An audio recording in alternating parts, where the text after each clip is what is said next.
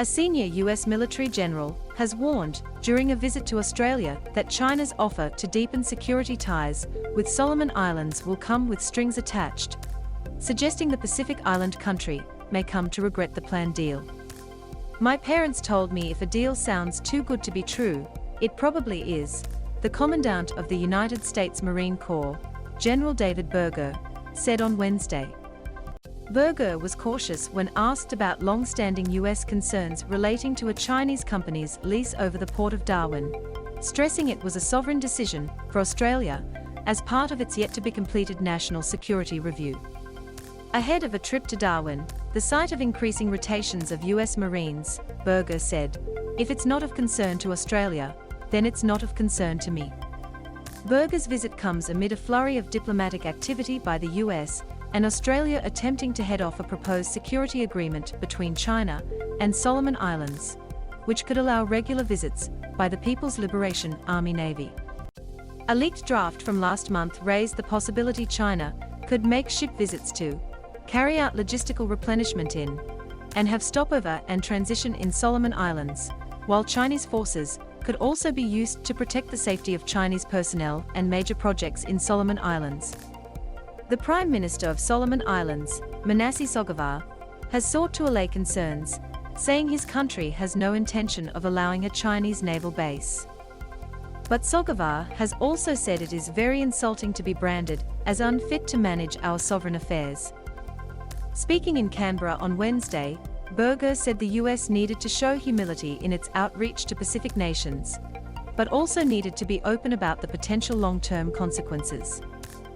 Berger reflected on the fight for control of Guadalcanal in Solomon Islands during the Second World War, when the US and allies sought to prevent Japanese forces from gaining a foothold in the strategically important location. "A lot of things change in warfare. Not geography. Where Solomon Islands are matters. It did then and it does now," Berger said at the Australian Strategic Policy Institute. He said the proposed agreement was just another example of China seeking to broaden and expand its influence. He raised concerns about the way that it happens and the consequences for the nations involved. Sogavare has argued Solomon Islands pursues a friends to all and enemies to none foreign policy, but Berger implied countries making agreements with Beijing might regret it down the track.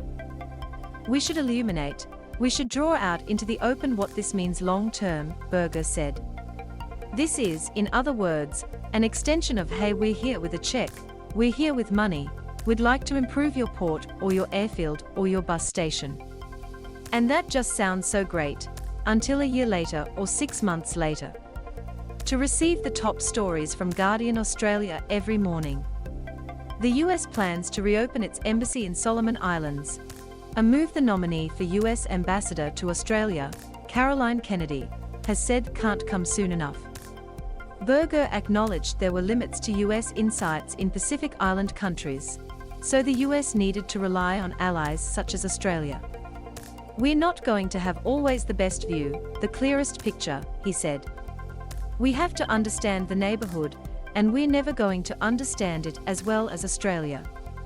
Earlier, the Australian Prime Minister, Scott Morrison, denied that the US had conveyed any concerns that Australia had dropped the ball in the region. Morrison said the Australian government was continuing to raise concerns with Solomon Islands without acting in a heavy-handed way. Australia's Minister for the Pacific, Zed Seselja, met with Sogavare in Honiara on Wednesday and asked Solomon Islands respectfully to consider not signing the agreement with China. Seselja suggested Solomon Islands consult the Pacific family in the spirit of regional openness and transparency. Australia would work with Solomon Islands swiftly, transparently, and with full respect for its sovereignty.